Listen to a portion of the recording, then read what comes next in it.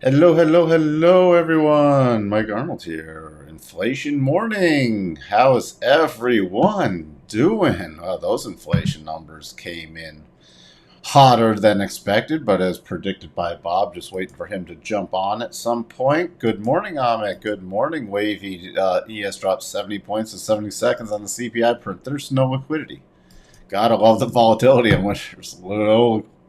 when there's no liquidity, you get lots of volatility and still in negative gamma mode. More selling. That pretty much sums it up. Good morning, Jacob. Good morning. Literally just watched yesterday's video at 5 a.m. PST and shorted QQQ just 305 and just sold 297 based on Bob's bad CPI comment. Thank you, Bob. I'll let you know when he jumps on. Yeah, holy hot CPI. You're going to think we're going to get a mini bounce and a dump. I'm just, again, I got to key off everything off the open, but we did break below yesterday's lows. Good day, Remsafall. So, in case you didn't see it, this is the big number again. Core inflation rate year over year coming in, forecast 6.2. The standard inflation rate 8.3 versus 8.1, month over month 0.4, and it coming in at 0.6 and 0.3 on the inflation rate coming in beating 0.2. Good morning, Lauren. By the way, if you are new here, please do consider subscribing, ringing that bell, and hitting the like button. Longer term viewers, leave some comments like you've been doing and like the videos. All right, now that that's out of the way. Good morning, Christoph. Again, just to do our recap with everything. We'll see if this changes today. If it starts bumping up more into the 75 basis point, even though they said they ruled it out. I mean, these numbers are not good from inflation, and we still have negative gamma mode. Just for the point of completeness, not a ton of major earnings this morning that I was interested in, and we still have a lot of names dumping from yesterday. So not good overall. Very well may turn into a bloody day for NASDAQ. So let's take a look. Again, let me just hold on.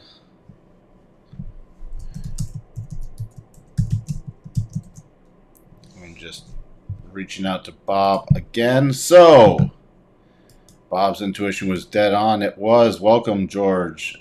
So let's take a look at the stuff on the shorter term basis. This is the dump. This is the dump, by the way, the double off the table.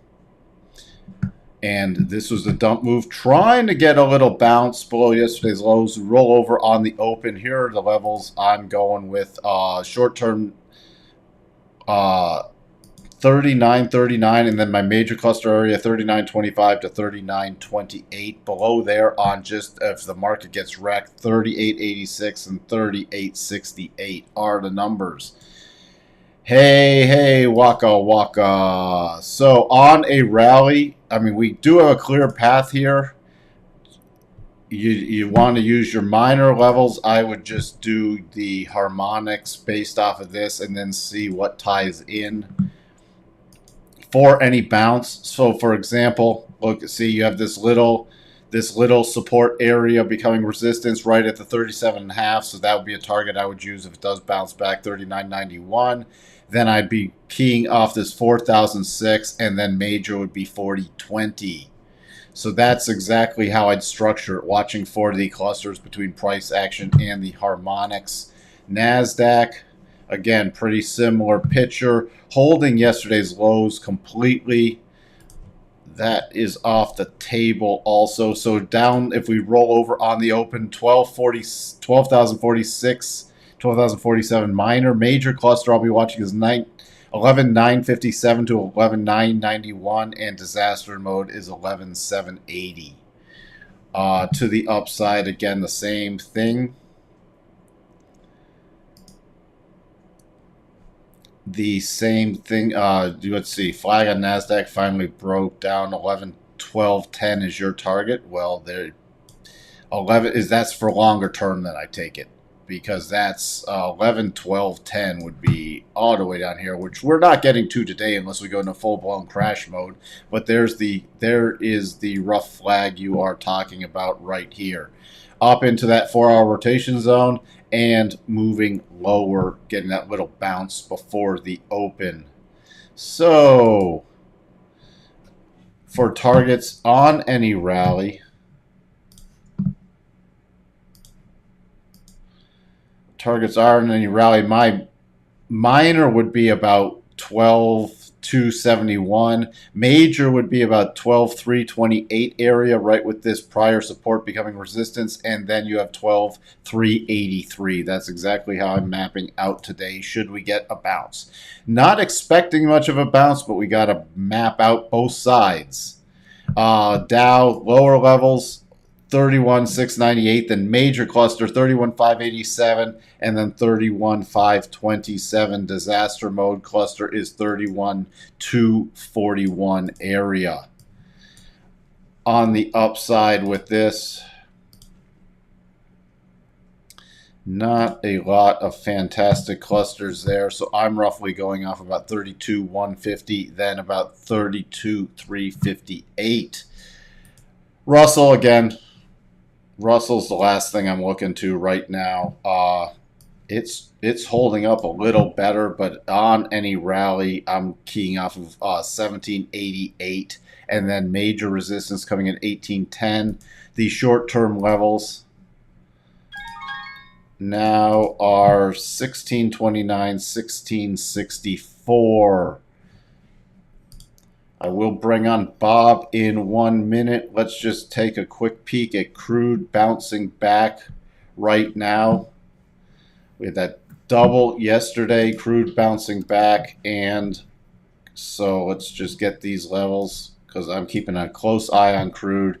Continued rally 104.75. Then I'm going to be keying off this breakdown area from this spike low and the 62.5, 106.46. We can start getting close above there. I'm watching for a retest of those highs areas. With that, I will bring on the magic Bob button. There is the Bob. The Bob. The Bob. What do you think of inflation numbers? Well, as predicted, inflation beat expectations. Wasn't quite the 9.6 that Wavy was hoping for, but definitely turned stocks lower, which you would expect as we saw yields. People don't realize we had a 10-year close on May 6th, which would have been Friday of last week, of 312. That was a closing price. I think it went up to maybe 315 intraday. And we were down at 293 this morning. 293. Right now I'm looking at the Bloomberg screen to my right, and it's 303 live prices on the 10-year yield. And I think that seems to be appropriate. It's not just this, but Chinese CPI, which came out yesterday, also beat. Okay, their year-over-year inflation, 2.1, was expected at 1.8. Their month-over-month expected at 0.2, came in at 0.4. Their PPI, so this is important for the next CPI. This is China. Expected at 7.7, came out at up 8. Okay, so 0.3% higher. I think I said China like Trump there. This is China.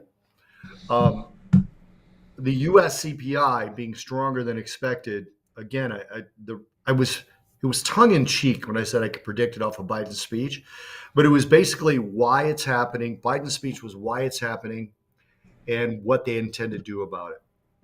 I did some more research on this idea that deficits, the reduction of deficits reduces inflation. It's the other way around. Inflation, to a certain degree, drives deficits in the data itself. But this spending that's being proposed is not going to help inflation, but it's also the only thing that's likely to get people reelected. So it's going to be pushed really hard to spend, which is going to be bad news for inflation. Okay. From the perspective of the Fed speak that we've had this week, it's important to note that Raphael Bostic, who has said that they would probably have to pause and see what the effects of the rate hikes have been, is not a voting member. Now, he does get to comment. Christopher Waller, who's a Fed governor, who yesterday said now's the time to really hit hard, and Lael Brainerd, who said 75 basis points cannot be ruled out, are both voting members. So regardless of how much Raphael might try and convince Donatello and Michelangelo to not go too hard, it looks like they might. So the perspective of what's happening with the equity markets right now, I believe is correct, because I believe there was some expectation in the markets that inflation was. Do you guys know what the base effect is? I don't know if we ever talked about the base effect. The base effect means that as inflation, so in CPI, the consumer price index is an actual figure, right? I think it's somewhere around 290 or 300 right now. It basically started at zero, okay, and then it's a gauge that they keep going. It keeps rising up, and the inflation figures that we get is the rate of change of that gauge, okay, that baseline number. So this particular inflation reading showed that baseline number up 8.3%. So the base effect is while prices continue to rise, the number rises at a slower rate. So that CPI number that we all look at starts to drop. People expected it to drop, and it didn't. The Fed is going to be looking at, in my opinion, the quarter over quarter core inflation figure. Okay, the quarter over quarter one, or the month over month, for we don't have the month over month in front of, or quarter over quarter. That month over month one is the one that's important. The core inflation rate is expected to come out at up 0.4 versus previous of up 0.3. Still would have been stronger. This is double. All right, this is all bad news for the Fed. So I would expect that the CME group Fed watch tool will start to price in a 75 basis point hike again somewhere. That's what I'm going to be watching. When we flipped through it earlier before you got on, that's the one thing that I said. That's what I'm going to be keying off to see if that starts bumping up later today. Yeah. So right now it's at 13%. So that's our baseline. So we'll check it again this afternoon and see if that's up to like maybe 20%. Right. So taking this month over month core inflation rate being double the previous, core inflation, remember, is X food and energy. Where are we actually personally seeing and being harmed from the inflation? It's food and energy. It's really hurting people bad. So those people are going to start spending. The core inflation surprised by double. Okay. The headline inflation month over month, the previous was 1.2. It came out at 0.3. So that means this is not energy or food, which is where we're all feeling it. So it's expanded over to parts of the rest of the economy in a really big way. That's a really big deal. And by the way, those are parts of the economy that the Fed can control. It's durable goods, it's housing, things like that. So I expect the Fed to get, if not more aggressive, at least stay as aggressive and move further away from the way Raphael Bostic was talking about. So that's sort of my take on it. Rich says, I think 75 basis points is a must now. I think Rich is probably right, and I think Rich's opinion is probably being more widely held now than it was before. Yep. What else do we have?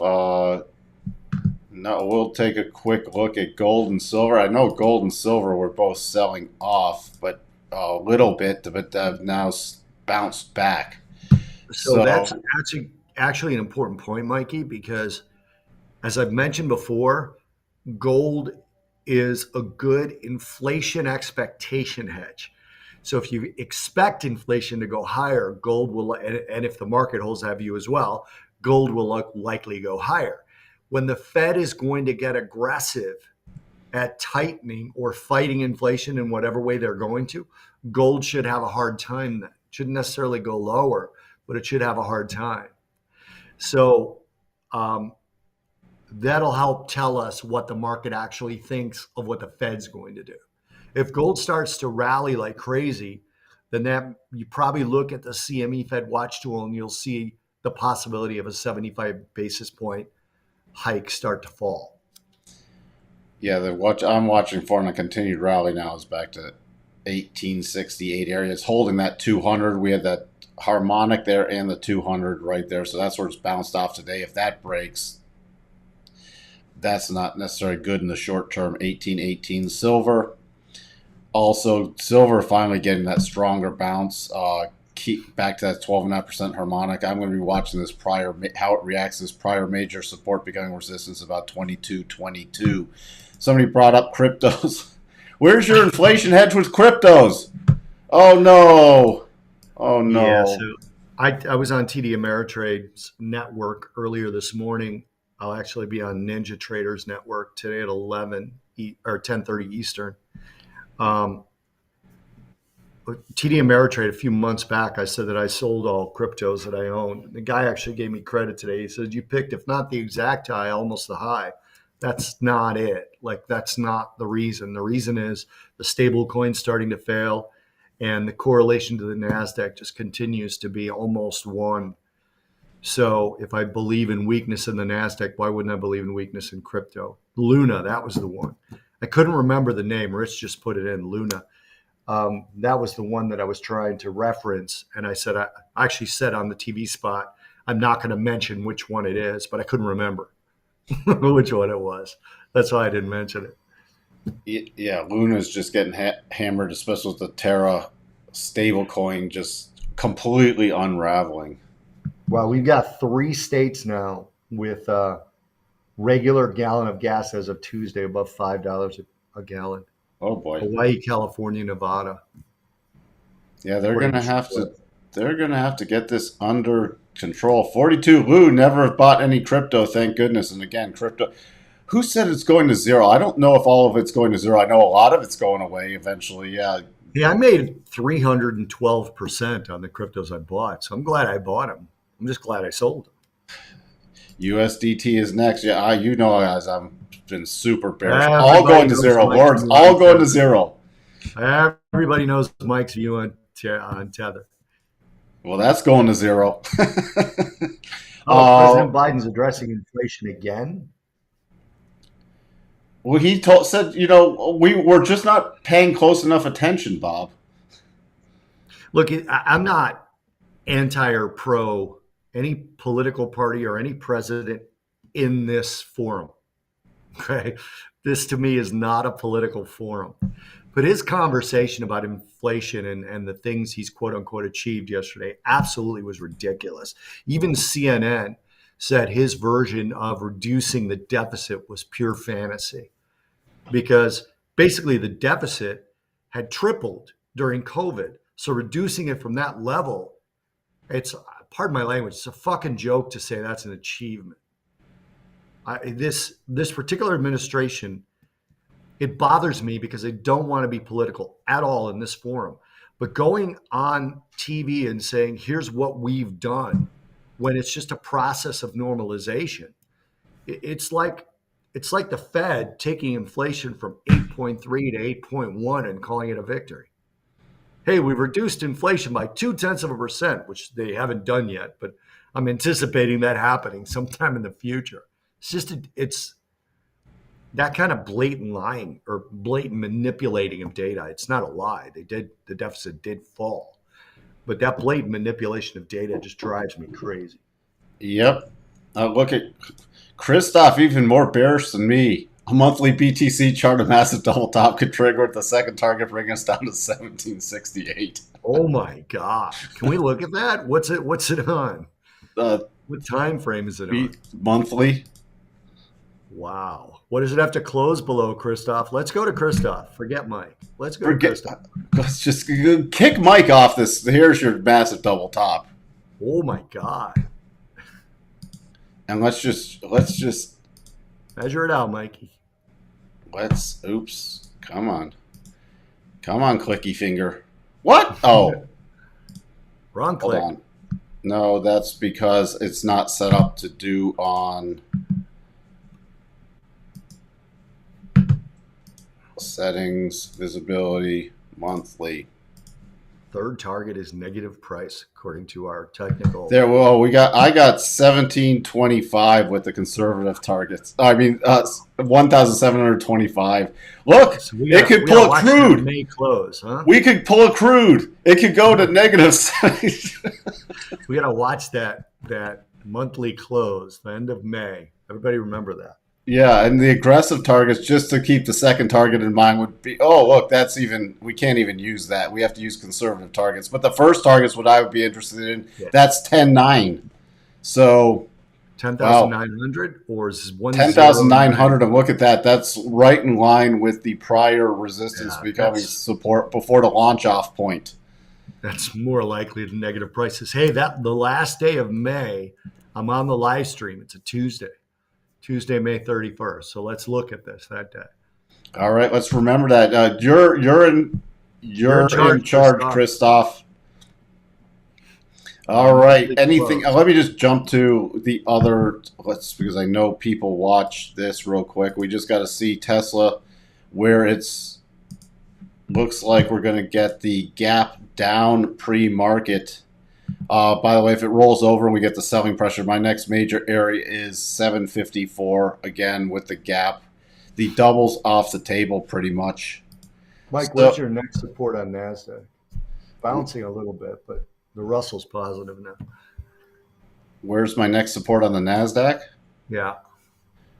You can look at that. Straight to that. Didn't I already talk about that 37.5% harmonic? There we go. And the 50. The next minor area, if we sell off, is 12,046. Then we got 11,991 to 11,957. Okay. I know there are a lot of people who deal with the Qs in here, but I'm still watching just a return to the to 298.18, then 297.03, which is this little base, and then if we break below 295,